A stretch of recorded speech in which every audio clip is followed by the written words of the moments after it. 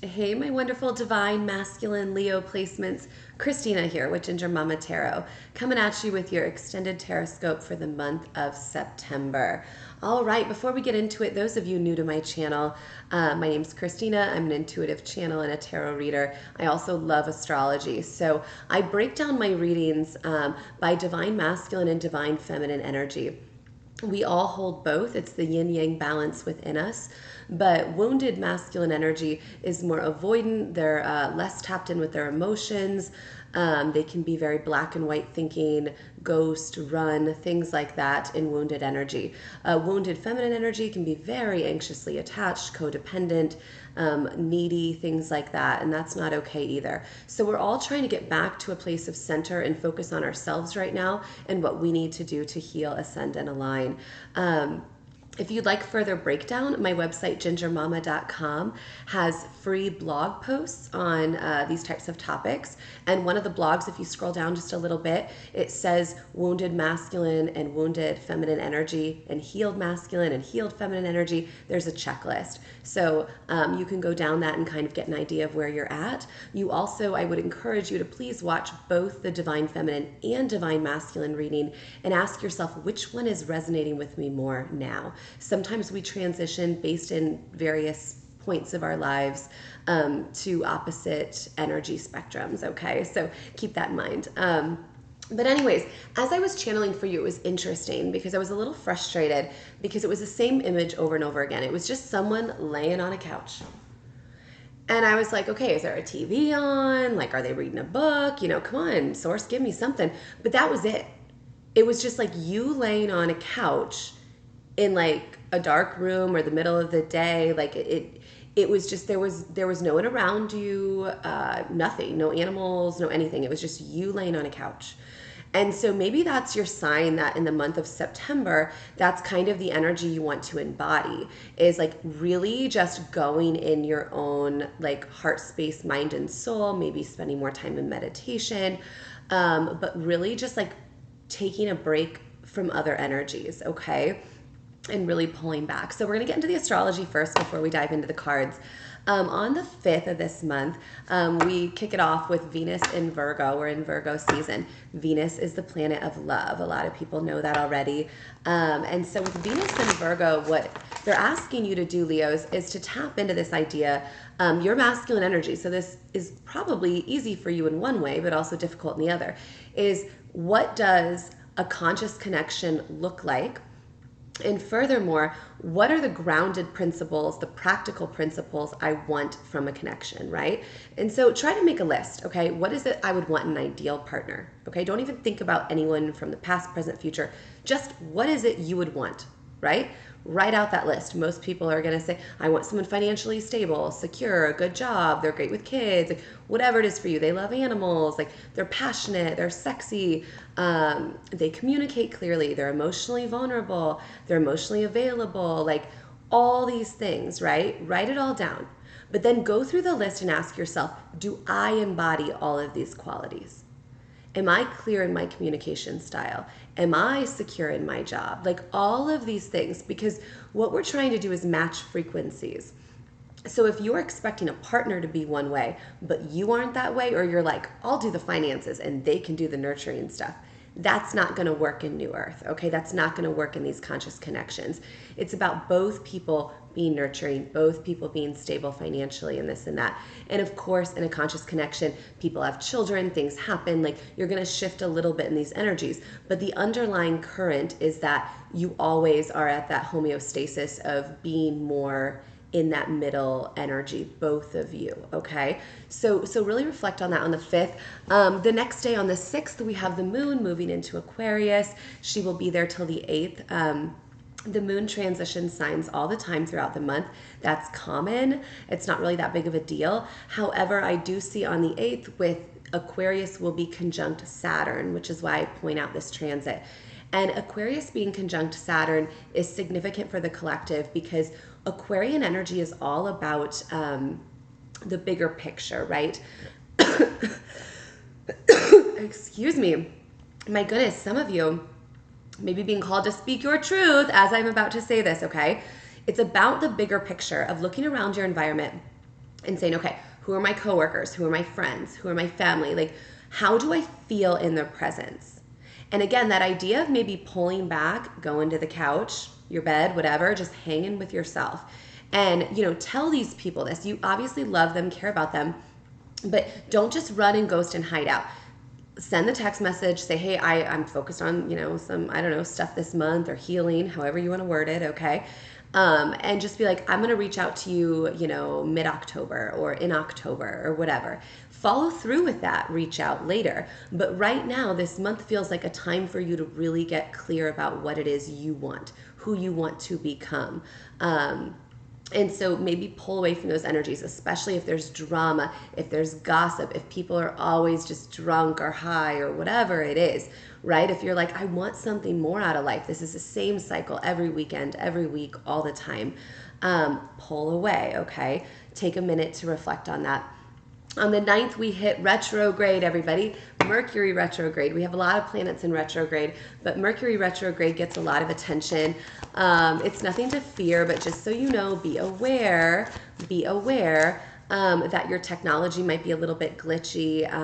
You want to make sure you're saving documents, anything for work. You're double checking if you're paying a bill or something, that you're making sure it went through okay. Because sometimes we have missteps with that, okay? Mercury retrograde, also travel. Be mindful of who you are traveling with, okay? That could be a rocky time if you are traveling for work or something like that. Just know that there could be some hiccups there, okay? Retrograde is also more synonymous with this idea that exes or past partners reach out to us. And understand that this is not always problematic. Someone might reach out to you, you might feel called to reach out to someone else. The question during retrograde is, A, do not be afraid of this, okay?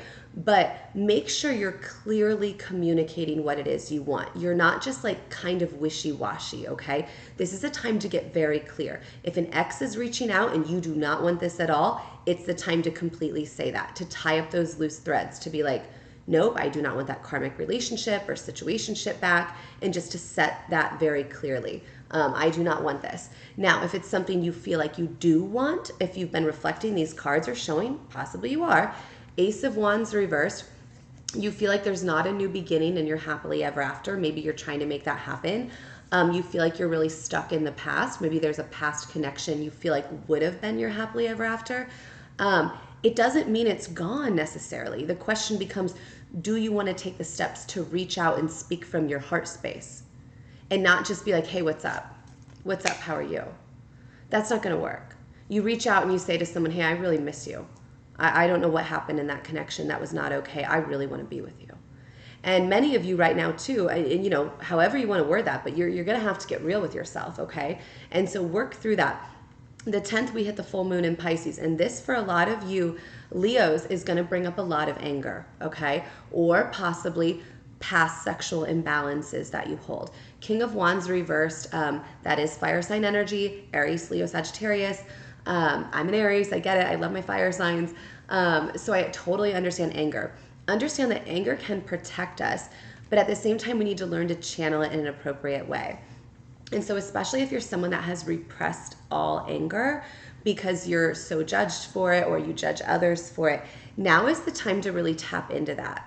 Like, did you get really screwed over in past karmic connections or love? Or did you get really hurt in your childhood? What were these shadow wounds? What were these things, right? Are you just angry at the state of the world and that things get so twisted, right? Channel that, punch a pillow, lay on the couch, scream into a pillow, like if you need to, get up, dance, move, like punch the air. Like, don't take this out physically on anyone. No, we're not going to do that. That's not healthy at all. I do not condone that at all.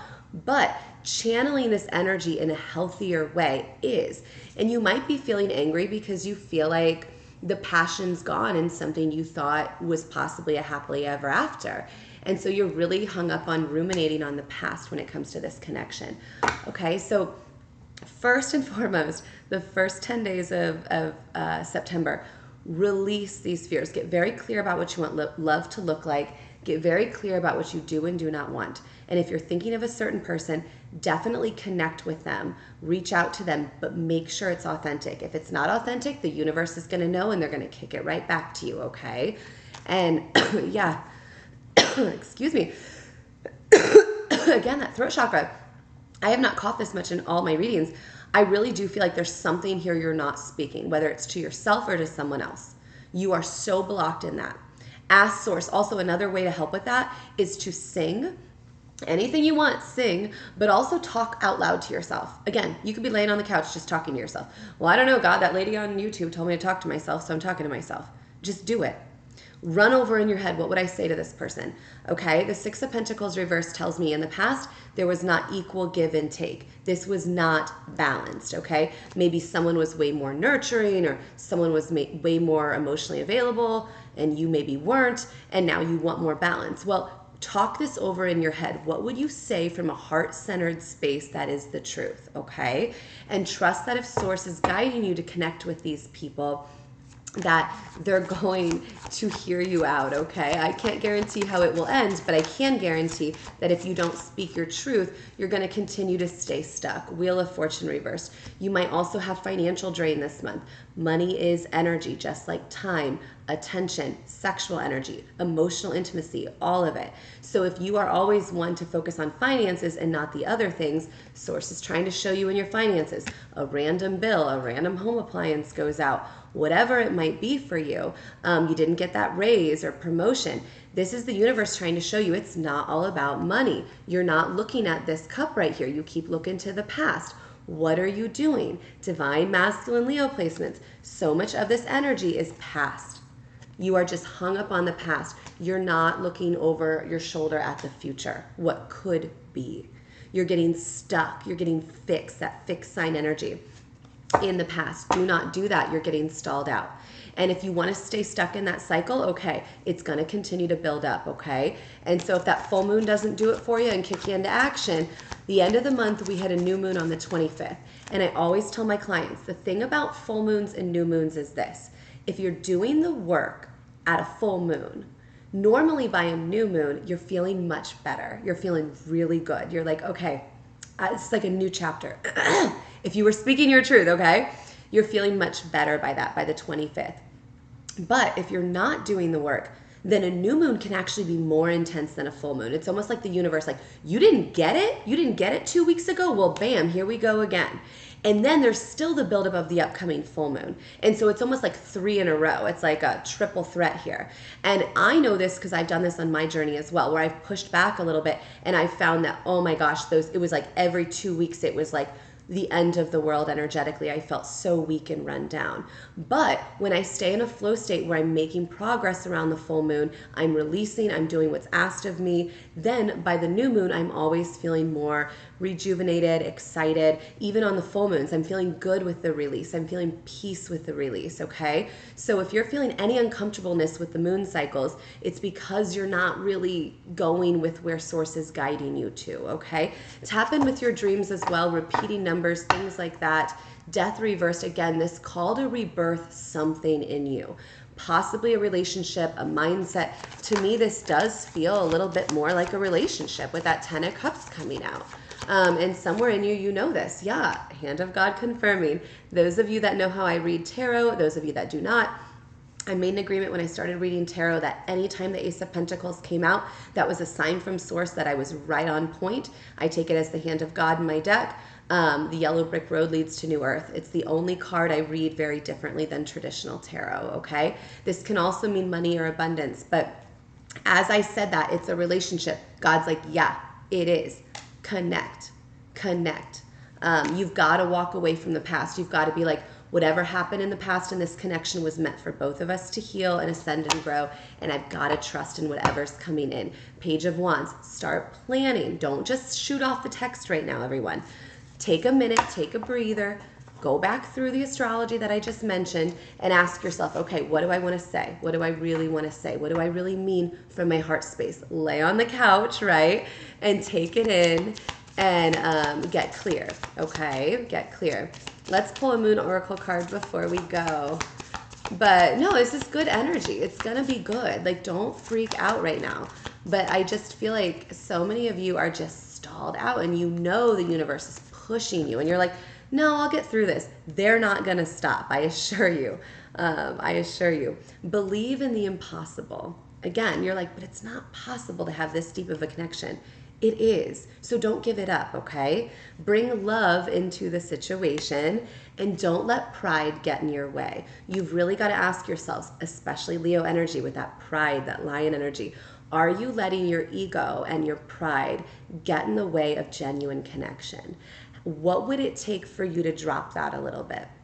What would it take? Okay. I love all of you. I hope this resonated. I really encourage people, like I said, also watch your rising, your moon, and check back in halfway through the month. Refresh with this and see, hey, yeah, that did resonate. Oh my gosh, this is where I'm at. Oh, I do need to remember this or that. I really believe in these extended Tarotscopes. So I love you. If this resonates, please feel free to subscribe so you get